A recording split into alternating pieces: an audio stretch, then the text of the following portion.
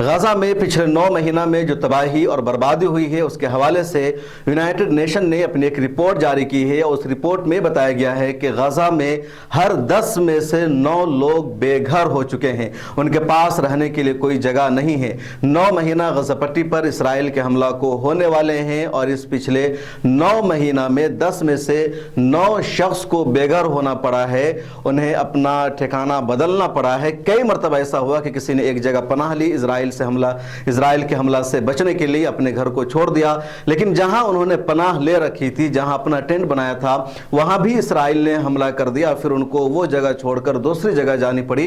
اس report میں یہ بھی بتایا گیا کہ غزہ پٹی کی 7 اکتوبر سے پہلے کل آبادی 23 لاکھ تھی اور 23 لاکھ میں سے 19 لاکھ لوگ مکمل طور پر بے گھر ہو چکے ہیں۔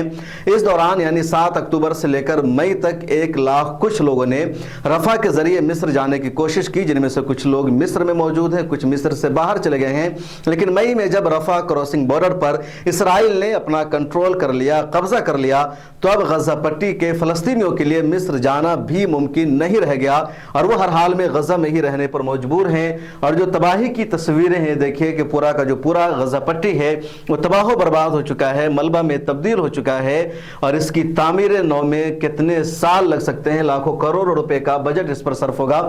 گزشتہ قریب 9 ماہ سے جاری غزہ کی جنگ میں وہاں تقریباً 2.3 ملین یعنی 23 لاکھ کی مجموعی آبادی میں اب تک ہر 10 میں سے 9 شہری بے گھر ہو چکے ہیں۔ یہ بات اقوام متحدہ کے انسانی ہمدردی کی بنیاد پر امدادی سرگرمیوں کے رابطہ دفتر نے بتایا، یعنی یونائٹڈ نیشن کا جو ہیومن رائٹس ریلیف ورک ہے، اس آرگنائزیشن کے ذریعے بات بتائی گئی ہے اور بہت اہم جانکاری ہے۔ یہ غزہ پٹی کی تصویریں ہیں جسے دیکھ کر آنکھوں میں آنسو آ جا رہے ہیں کہ آخر کیا بنا دیا ہے غزہ پٹی کو۔ ایک اور تصویر دیکھیے کہ پورا غزہ پٹی ٹینٹ میں تبدیل ہو چکا ہے، خیموں کا شہر بن گیا ہے۔ گزشتہ برس 7 اکتوبر سے شروع ہونے والی جنگ سے قبل مجموعی آبادی تقریباً 2.3 ملین یعنی 23 لاکھ تھی، ان کے مطابق اب ان میں سے تقریباً 19 لاکھ فلسطینی بے گھر ہو چکے ہیں اور وہ سب اس طرح رہنے پر مجبور ہیں، کچھ کو یہ بھی ٹھکانہ نہیں ہے۔ ہر طرف افراتفری کا عالم ہے غزہ پٹی میں اور لوگ بے گھر ہونے پر ادھر ادھر بھٹکنے پر مجبور ہیں۔ غزہ پٹی میں جو تباہی مچائی ہے اسرائیل نے، واقعی وہ ناقابل برداشت، ناقابل بیان ہے اور اب تک 40,000 فلسطینیوں کی شہادت ہو چکی ہے، جن میں اکثریت خواتین اور بچوں کی ہے۔ جنگ بندی کے لیے لگاتار بات چیت ہو رہی ہے لیکن ابھی تک کوئی نتیجہ سامنے نہیں آ سکا ہے۔ اسرائیل نے غزہ پٹی پر حملہ کے لیے جو ہدف طے کیا تھا اس میں اس کو کامیابی نہیں مل سکی، لیکن اس نے پورے غزہ پٹی کو ایک طرح سے ملبہ میں تبدیل کر دیا ہے۔ اسرائیل کے وزیر اعظم بنیامین نتنیاہو کا ابھی تک بار بار یہی کہنا ہے کہ جب تک حماس کا مکمل طور پر خاتمہ نہیں ہو جاتا وہ اپنی فوج کو واپس نہیں بلائیں گے۔ دوسری طرف جو اسرائیل کی فوج ہے، جو ایکسپرٹ ہے، جو تجزیہ کار ہے، وہ یہ کہہ رہے ہیں کہ حماس کو ختم کرنا اسرائیل کے لیے ناممکن ہے۔ 2 سال تک اگر کنٹینیو اسرائیل کی سینا غزہ پٹی میں رہے گی تب بھی وہ حماس کی تحریک کو، القسام بریگیڈ کو، اس کے فوجی انفراسٹرکچر کو ختم نہیں کر سکتی ہے اسرائیل کی سینا۔ اس لیے اسرائیل بلا وجہ کی کوشش کر رہا ہے، بلا وجہ اپنی سینا کو نقصان کر رہا ہے اور حماس کو ختم کرنے کی آڑ میں وہ عام فلسطینیوں کو مار رہا ہے۔ پورے غزہ پٹی کو اس نے تباہ و برباد کر دیا ہے۔ ادھر روزانہ خبر آتی ہے کہ اگر اسرائیل کے حملہ میں 20-25 فلسطینی شہید ہوتے ہیں، مارے جاتے ہیں، تو القسام بریگیڈ کی طرف سے بھی جواب دیا جاتا ہے اور اسرائیلی سپاہیوں کی 4-5 تعداد روزانہ ماری جاتی ہے۔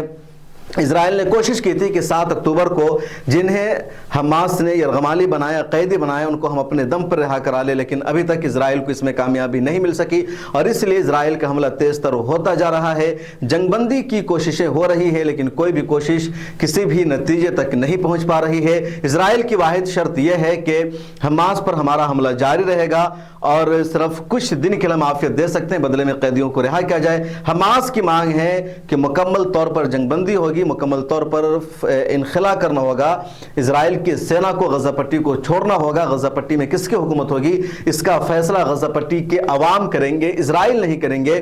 اسی بات پر جنگ بندی کا کوئی بھی فیصلہ نہیں ہو پا رہا ہے۔ اس بیچ ایک اور خبر جو سامنے آئی ہے وہ یہ کہ ساؤتھ غزہ اور نارتھ غزہ میں بالکل حد فاصل حائل ہے اور ادھر کے لوگ ادھر نہیں جا سکتے ہیں، اور جو دراصل صلاح الدین اسٹریٹ وال ہے اس کی وجہ سے دونوں علاقے کے لوگ بالکل کٹ چکے ہیں، ادھر سے ادھر جانے जाने वाले मुश्किलों का सामना करना पड़ रहे हैं। ये पूरी गजा पट्टी स्ट्रिप है और एक तरफ नॉर्थ गजा, दूसरी तरफ साउथ गजा है।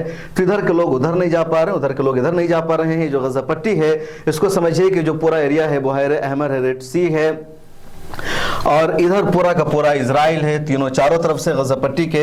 और यहाँ पर इजिप्ट है, ये रफा क्रॉसिंग बॉर्डर का एरिया, इजिप्ट है, थोड़ा सा एरिया मिला हुआ है।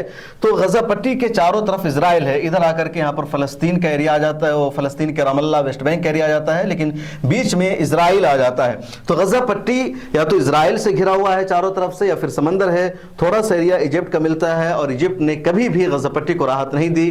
जब मोहम्मद मुर्सी इख्वानुल मुस्लिमीन की सरकार बनी थी तो गजा पट्टी की सरहद को खोल दिया गया था, लेकिन जब जैसे सीसी की सरकार आती है दोबारा से उस सरहद को सील कर दिया गया, और इसी की वजह से बहुत ज़्यादा मुश्किलों दुश्वारियों का सामना करना पड़ता है। हालिया दिनों में रफा क्रॉसिंग बॉर्डर पर इजराइल ने अपना कंट्रोल हासिल कर लिया है, मिस्र ने उसको रोकने की कोशिश नहीं की, जिसकी वजह से इमदादी सामान भी गजा पट्टी में पूरी आज़ादी के साथ नहीं पहुंच पा रहे हैं। इस वीडियो में इतना ही। कमेंट सेक्शन में अपनी राय ज़रूर लिखिए, और गजा पट्टी में हमला रुक जाए, जंगबंदी हो, इसके लिए दुआ का एहतमाम भी कीजिए। मिला टाइम्स का काम अगर पसंद आता है तो हमें फाइनेंशियली सपोर्ट कीजिए, और सोशल मीडिया के सभी प्लेटफॉर्म पर फॉलो कर लीजिए।